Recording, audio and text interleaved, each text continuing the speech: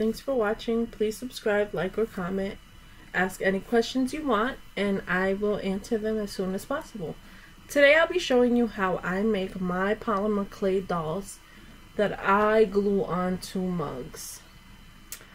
Here I'm making skin tone, so I am taking beige polymer clay, and I'm adding a little bit of raw sienna and a little bit of chocolate, and mixing that all together with a little bit of white, and that's how I make my tan color. I keep my polymer clay in these containers because it keeps all the lint out. I bought this container at Michael's, and it seals that polymer clay in pretty good.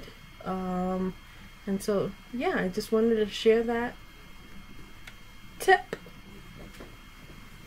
So I'm just cleaning my cup with alcohol, my surface with alcohol, and just making sure that there's nothing on that cup, because I'm going to sculpt directly on that cup.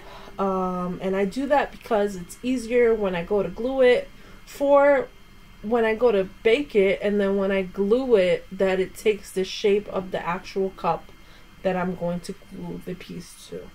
I've learned the hard way that have baked on a flat surface, and then when I go and try to glue onto a round cup, it just doesn't work. So I'm just showing you here that there are many different shapes of cups. Just make sure that your cup is oven safe. If you are a minor, a child, please make sure you have permission from your parents to try any of this. So here I have a round cup, and I just stabilize it with a block of clay, because it kind of moves around, so it's just easier to put a block of clay on the handle to stabilize it. With this square cup, and I'm just showing you that it's a porcelain cup there, with this cup it stays because it's square, so you know, it's easier to sculpt on. I take my polymer clay and just make a ball, and I try to stick it onto the mug, and then I try to make a yolk, the middle of the egg, because I like for my dolls to be very round. You can make it whatever shape you want it to be, but yeah, I don't even put eyes. I mean, I do put eyes, but I don't sculpt a mouth or a nose because I don't want to do realism. So you will see that there are many aspects of this doll that just would not really exist in real life.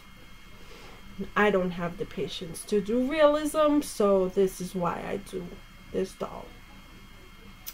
So here I am making the body. Again, I do not make realism, so I'm just making a square almost, or a triangle. Oh my goodness, it's so late. It's 10:30, so I apologize. So I use Bacon Bond to attach the body to the head, the legs to the body, and the arms to the body. Those are the three places where I use Bacon Bond. It's like a glue or an adhesive for clay. Do not use real glue, because this is going to go in the oven, and that is toxic. So here I'm making a cylinder for the legs.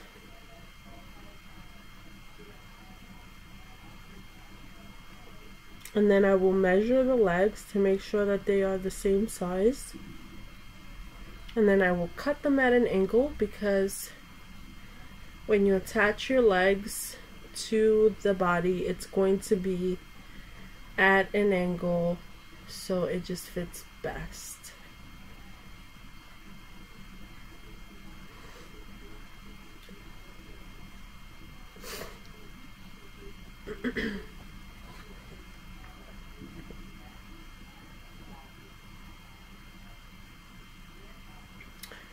Again, I will use a little bit of Bacon Bond to attach the legs to the body. By the way, I did not invent this doll. I am just trying to show you how I construct this doll, or how I make it, because there are very limited resources out there that teaches you how to make these dolls. There are a ton of classes. Unfortunately, they're all overseas, and I haven't been able to find one that speaks English. So I wanted to just share how I make it. I don't necessarily know if it's the right way, if it's the wrong way. It's my way, so I just want to try and help as many people make this, because it's actually my passion. So I'm a crafter, and I like to figure things out, and it makes me happy to bring this knowledge to other people. So I'm cutting the pants. If you see, I push down, softly push down on the striped polymer clay, which is actually just a what do they call those? A cane, a striped cane. I watched a video of a striped cane, and that is basically what I'm making these pants out of. But I push down on the pants because I want to leave a little bit of extra so that I can push in the extra behind the legs or behind the body. And you want to do this with, if you're making pants, if you're making a sweater, if you're making I don't know, a hat. You always want to push the clothes behind the body, because you don't want the skin tone to be showing, or the skin to be showing on the sides. So you push it behind the polymer clay. And when I'm constructing the sweater, you will see it easier. So basically, I push down on the sweater, I just push down, very easy. I just keep pushing down, and then I cut out a piece, and I leave extra on the sides. Don't leave too much, because it's gonna be, the more you leave, it's gonna be more difficult to get it behind. So you will see that I cut off a little more here, but be very careful, because you can make a mistake in a matter of seconds. So I cut off a little bit more of that, and then here I actually made a mistake, a boo-boo, and now I'm just rubbing it to fix it. Then I take the tool that I use the most, and I push behind, or push the sides in, and don't push too hard, because you could mess it all up, but try to push it as much as possible behind the body, so that nobody can see that skin tone on the sides. Just to go back a little bit, I actually left a piece of pink polymer clay inside the sweater on purpose, because I wanted the sweater to be bulky on the bottom, which I think it turned out really good, at least I do. So yeah, I just wanted to share that with you. Sometimes you just have to improvise or work from the bottom up. And so when you're making any of these, to make any type of clothing, you just have to deconstruct the type of clothing that you're making, and just say, what can I do with this clay to make it look like something? And you see, if you could see this sweater, I mean, I just put a piece of clay on underneath it, then I put another piece of clay on top of it, and now I'm putting a rim or a seam at the bottom, and then you will see that I put a collar around it. So you just have to construct it. I have to give you a tip. Make sure that when you're not working with gloves, right? Because a lot of people construct polymer clay with gloves on. I cannot do that because I just feel uncomfortable. I can't get it right. I can't shape it right, so I use no gloves. I try to clean my hands really well before I start, but there's always finger marks, so I use baby wipes. And I mean, this is not new. I didn't invent this either, but I buy the really cheap brand of baby wipes at Walgreens. It comes in a yellow package and it has a ton inside, and it's the cheapest thing ever, but it's so great because it doesn't have a lot of fibers that get stuck to the polymer clay when you're wiping it down, so that's the best quality of it. When you buy the higher or the more costly brand, it tends to have a lot more fibers, and so it gets stuck all over the polymer clay, which becomes a nightmare. And so it's really great for baby bottoms. Expensive baby wipes are great for baby bottoms, but not necessarily for clay. And so I just wanted to give you that tip.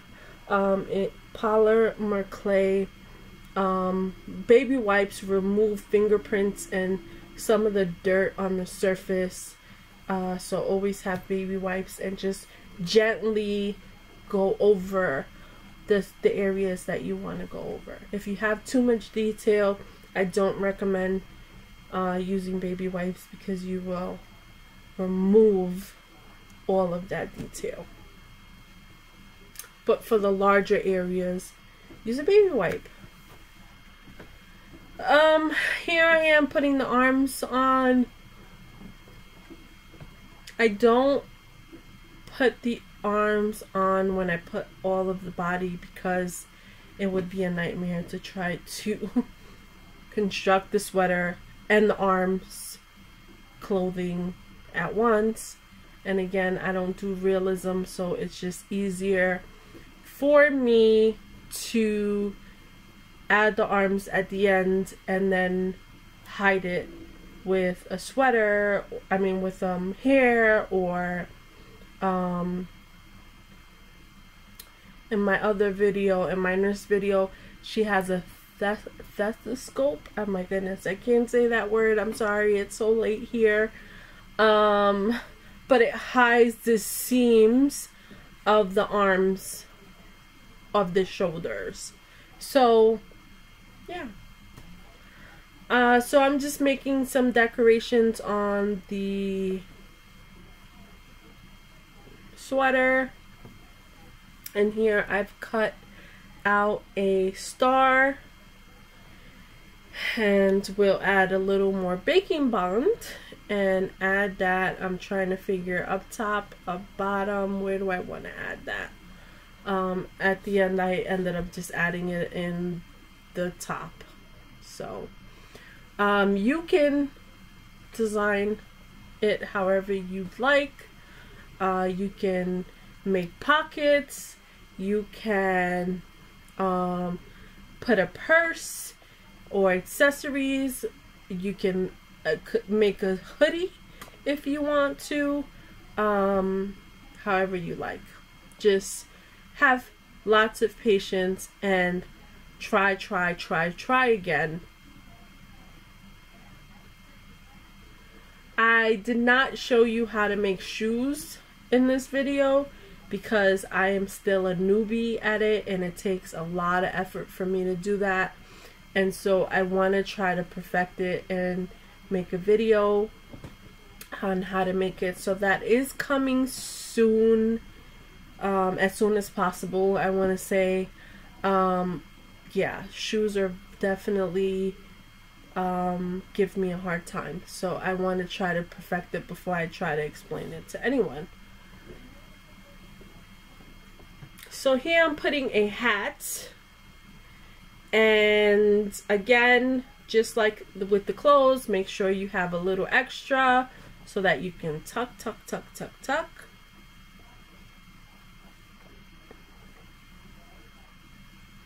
And then I'm just going to put a rim around the hat because I felt like it was too plain. And then I'm going to make two pom-poms.